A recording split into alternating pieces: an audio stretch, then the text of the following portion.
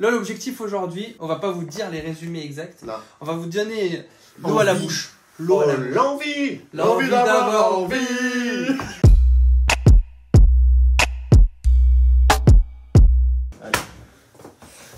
Et voilà. Ah. Comment tu vas, mon petit poulet? Super bien. Ok. Pour dire le concept, Le concept. explique-nous le concept. Le concept, donc on l'a déjà dit la semaine dernière, Oui, j'ai mais pas envie faut de le le dire à redire. chaque Non, fois. je plaisante, bien sûr. Je Faut le dire à chaque fois, c'est comme ça. Le concept, c'est de dire qu'on est capable de lire un bouquin par semaine, malgré toutes les contraintes, malgré le vent, malgré la neige, malgré la pluie. Les trois Rien gamins. n'arrête un lecteur. Ça, c'est la première chose. Et la deuxième chose, c'est que on apprend des choses en lisant, et que en lisant même des livres qui n'ont rien à voir avec l'entrepreneuriat, on va tirer des informations qui vont nous permettre d'être de meilleurs entrepreneurs. C'est ça? Eh oui, mon ami, C'est c'est ça. ça. Ouais. Donc Zanzibar, c'est là où est né Freddie Mercury, de son vrai nom Frédéric Bulzara. Voilà, souligné, hop, Monsieur Voilà. Queen. Ça c'est Bam. dit. Donc c'est en lien avec l'Iran et avec la Perse. Hein. C'est- Moi, je ne vais pas vous faire l'histoire de Zanzibar, il y a plein de trucs à dire, c'est vachement intéressant. Tous à Zanzibar, donc on est allé au Père Pénard la semaine dernière, on lui a dit, vous nous donnez un truc où il y a du contenu, quoi. On en a marre de lire des trucs. Et en fait, j'avoue que... Là, c'était contenu. Là. Oh, c'est dense. Ouh. Donc, j'ai pas pris de notes, voilà, parce qu'en fait, 400 pages de ce bouquin, juste, je peux en parler pendant 1 heure, je pense, sans notes déjà, rien qu'à dire à peu près ce qui se passe. Donc, Ouais. on n'a pas besoin de détails, on n'a pas besoin de plus de détails. C'est Et du intensif, quoi. c'est du intensif. Tu sautes un paragraphe, tu loupes l'histoire. C'est ça en gros. Ouais. Voilà. On peut pas lire en diagonale. Non, Pas tu peux d'échappatoire. Ah non, faut lire toutes les petites lignes, les petits. Bon, il y a 2 astérisques dans tout le livre, mais si tu les lis pas, tous à Zanzibar. Alors déjà le contexte. Le mec, Bam. déjà, Le texte. John Brunner, déjà c'est un génie. Il a écrit un bouquin en 1968 qui se passe en 2010. Je l'ai lu en 2020. En fait, j'oublie qu'il l'a écrit en 68. En 68, ouais. C'est un truc de dingue, les anticipations qu'il y a eu. Donc ça, c'est le contexte Donc, de le l'équipe. mec, c'est un prophète, c'est Nostradamus. Voilà, quoi. c'est Michel de Notre-Dame, c'est clair. Le deuxième truc, le type de roman, c'est un peu comme la veine de 1984. Donc roman d'anticipation, on est dans le futur, on dit comment ça va se passer. Et on est plus proche de la réalité que dans 1984, par exemple. À des moments, ils décrivent des émeutes. Ils décrivent des émeutes, donc ça se passe à New York. Et en lisant, je ne sais plus si ça parle des gilets jaunes, si ça parle des émeutes ethniques qu'il y a en ce moment, ou si c'est dans le bouquin. J'arrive à mélanger la réalité et la fiction tellement il est proche de la réalité. Ah ouais. Ah ouais, c'est du délire, c'est du délire. Putain, Par exemple, alors c'est pas sur les émeutes, mais par exemple sur les émeutes, ils ont des voitures, comme c'est les chars d'assaut qu'ils avaient mis pour les gilets jaunes à Paris, là, Ouais. les chars d'assaut de gendarmerie qui diffusent du gaz soporifique et tout, enfin du délire quoi, ils racontent ça. Les mecs, pour se téléphoner, ils ont des imaphones. En 68, le mec, il parle d'imaphone, quoi. Ok, c'était sur d'iPhone, quoi. Ah mais c'est des iPhones. Ok. En 2010, ils ont des iPhones, l'iPhone est sorti en 2009, quoi, voilà. Putain, on aurait pu l'appeler iMaphone, ça aurait été stylé quand même. Bah, Steve Jobs avait peut-être oublié de lire la traduction française de Tous à Zanzibar. Ouais. Pourquoi Tous à Zanzibar? Parce qu'en 2010, le monde est surpeuplé comme il l'est. Et en fait, si on met tous les terriens dans une cage à poules, dans un petit carré de 20 par 30 cm, si on se met comme ça debout, on tient toute l'île de Zanzibar. Alors 20 par 30, ça fonctionne pas avec moi, hein. Ouais, mais avec moi, du coup, si on se met tous les deux, c'est c'est bon. moyenne, ça fait la moyenne. Ou je peux monter sur tes épaules au pire. Qu'est-ce qui se passe dans ce tome 1? Donc j'ai pas lu le tome 2, hein, j'ai lu que le tome 1 parce que c'est déjà épais. Donc déjà c'est blindé de concepts, c'est un truc à lire de ouf. Chaque page, il y a un truc génial, il y a une pensée, il y a une réflexion sur un sujet. C'est du niveau de Balzac. Balzac, j'ai toujours pensé que c'était un génie qui avait 162 QI quand tu lis ces trucs. Tu dis jamais, jamais, jamais je pourrais. Des mecs comme moi, on en a 20, on pourra jamais écrire le 10e d'un de ces romans, quoi. Tellement c'est blindé de concepts. Et là, c'est pareil. Je me dis, mais. Donc, l'histoire, grosso modo, on est donc en 2010. New York vit sous un dôme pour la pollution et tout un tas de choses. Il n'y a pas de voiture à New York. Et en fait, tout ce qui se passe, c'est un petit peu l'écologie qui est en train de virer en ce moment. Donc, pas de voiture dans les centres-villes, l'énergie pompée avec les fonds sous-marins, enfin des énergies alternatives, etc. Donc, ça. Le deuxième, donc nos deux héros, qui sont Donald Reagan, qui est blanc Et Norman House, qui est un Afro-américain, ils disent un Afro-américain dans le livre, un Afro-américain, voilà, Norman House. Et en fait, ils vivent en coloc, et il se trouve que, est-ce qu'il n'y en aurait pas un des deux qui serait espion, qui travaillerait pour la GT, la General Technique? Alors c'est marrant, la GT, la General Technique, ça fait penser au GAFA. Tout vient de la GT, tout vient de la General Technique, les vaccins, etc. On pratique l'eugénisme dans cette société, c'est-à-dire que quand on a un enfant trisomique, on avorte. C'est ce qui se fait couramment aujourd'hui. Oui, aujourd'hui on est là-dessus. Alors, ils ont un truc qu'on n'a pas encore, mais qu'on aura peut-être. Si tu dois faire des prises de sang, puis si tu as le gène, par exemple, du diabète, tu n'as pas le droit d'avoir d'enfant ou tu es stérilisé. Quoi. Ils sont dans un eugénisme, parce qu'ils veulent des enfants. Ils sont pratiquement obligés, parce qu'il y a tellement de monde que sinon, à soigner, ça coûterait trop cher. Et là, voilà. Les méchants, donc, ce sont ceux qui veulent rester à l'ancienne. Voilà, et donc ce sont les catholiques dans le livre. Et donc, c'est un peu étonnant, parce qu'à un moment, il dit que. Donc, il fait toute une tirade. Sur l'extrémisme, et dire que l'extrémisme c'est l'exclusion de l'autre, c'est ne pas tenir compte de l'autre. Et donc je pensais qu'il allait parler extrémistes, des islamistes, des nazis, je ne sais quoi. Non, des catholiques, parce qu'en fait dans cette époque ceux qui continuent de faire plus de 2 enfants sont les cathos, et en fait en faisant plus de 2 enfants on empiète sur l'espace vital de l'autre. Donc on est complètement irrespectueux de l'autre. Voilà un petit peu, donc, on suit la vie de ces deux gars qui vivent en appartement, entre émeutes, entre mots nouveaux, des mots inventés pour le livre, des super mots, voilà. Et alors donc dans le premier tome, on suit leur vie. D'accord. Et dans le deuxième tome, peut-être qu'ils vont être, qu'un des deux, je pense, va être peut-être muté au Bénina, parce que le Bénina, c'est un État africain, et il y a des histoires géopolitiques avec le Bénina, et vu qu'il y en a un des deux, j'ai bien l'impression qu'il est agent secret. Voilà un petit résumé du livre. Curieux, ça a l'air d'être du lourd. Ah ouais, c'est du lourd et c'est à lire. Alors moi, ce bouquin, là, les gars, je connaissais ni l'écrivain, ni l'histoire, ni que dalle. Imbroglio Negro. Alors excusez-moi pour mon accent, hein, je parle pas du tout espagnol, merci. Parce que j'allais dire, pas espagnol, j'allais dire italien, hein, dans mon ignorance complète. Peut-être que c'est de l'italien en fait. Oh non, c'est rien. Ou du latin, peut-être que c'est du latin. En fait, c'est un super bouquin. Ouais. Alors c'est clair qu'on n'est pas sur le même niveau de lecture. Mis à part quand même que si tu sautes un paragraphe, tu loupes un peu l'histoire. Ouais. Voilà. Ça reste quand même intense.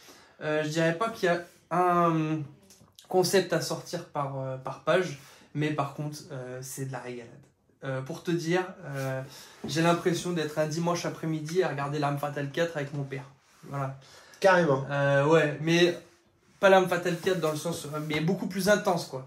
Ça veut dire qu'en fait, c'est un livre, il décrit comme si tu étais la caméra un peu. Donc en fait, tu vois... au fur et à mesure des descriptions, tu vois ce qu'on donne envie de voir, et en fait c'est exactement comme des plans de caméra, quoi.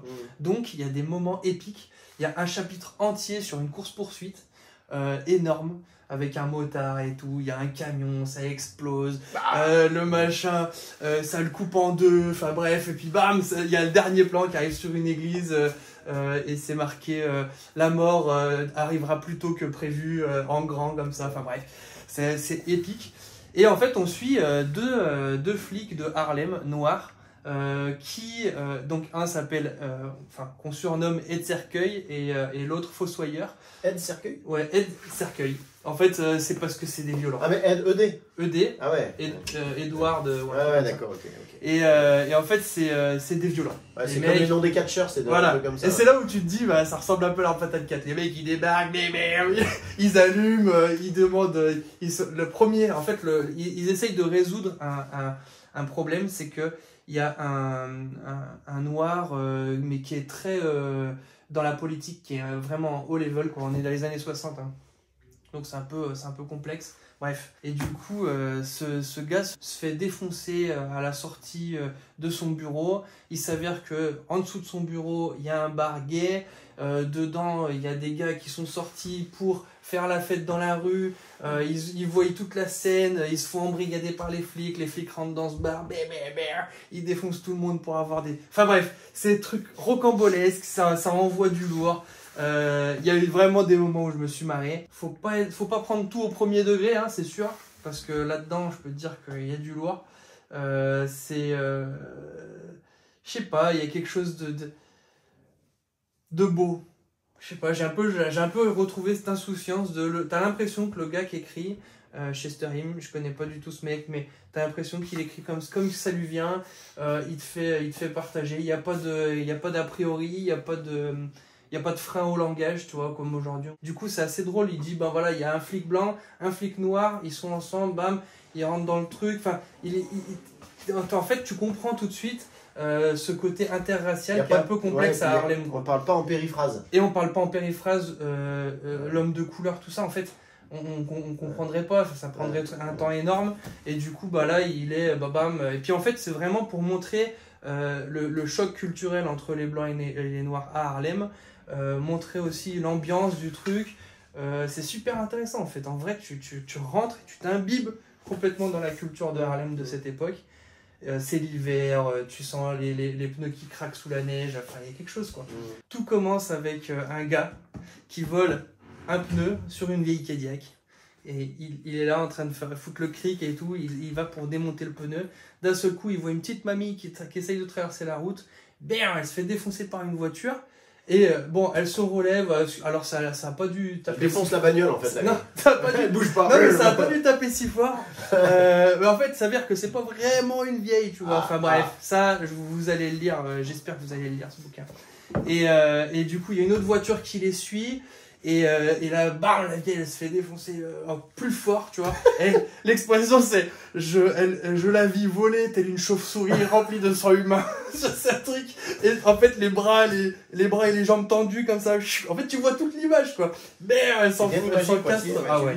Elle s'encasse dans un mur et tout commence comme ça. Donc voilà. Et puis le gars, il va pour partir avec son pneu. C'est ce qu'il évite pour revendre son pneu. Puis il s'avère qu'il perd le pneu. Ça tombe sur 2 flics. C'est assez drôle. Et ça vaut vraiment le coup. Je vous dis pas la suite parce que franchement il faut le lire ce truc, mais vraiment on y est quoi, on y est. Entre histoire de flics, histoire politique, les magouilles politiques, les magouilles de flics, les falsifications de preuves et tout ce machin, c'est vraiment énorme. Franchement c'est énorme. Ah ouais. Bah ouais, encore une fois, hein, moi je vous dis, je suis pas un lecteur, j'aime pas lire. Bah en fait, tu commences. De toute façon, le père Peinard, c'est un peu comme les bouquinistes. Moi, j'ai déjà allé sur lesquels, hein. Tu leur demandes, le mec, il a lu, je sais pas, 3000 bouquins dans sa vie, donc tu lui demandes un bon truc avec assez dense, il te sort le truc. Exact, tu lui dis tes goûts, tu lui dis, t'as envie un petit peu de... tu voudrais une histoire avec un lac, avec une cabane, et puis avec... les chauves-souris diaboliser ça quoi. Ouais, c'est clair. Et juste je voulais dire en fait sur ce bouquin par contre il y a un truc, c'est comme 1984 le roman, l'atmosphère assez oppressante. Ah ouais. C'est pesant. Et en fait je me suis posé la question pourquoi tous les romans d'anticipation c'est toujours espionnage partout, micro partout, informatique partout, délinquance. Et t'as jamais de roman d'anticipation qui te dit en fait tout va bien se passer les gars. Ouais, demain ça il va faire soleil. En fait, la population mondiale va se réguler, ce sera cool, il n'y aura peut-être pas de licorne, mais il n'y aura pas de délinquance. Qu'est-ce qu'on en ressort?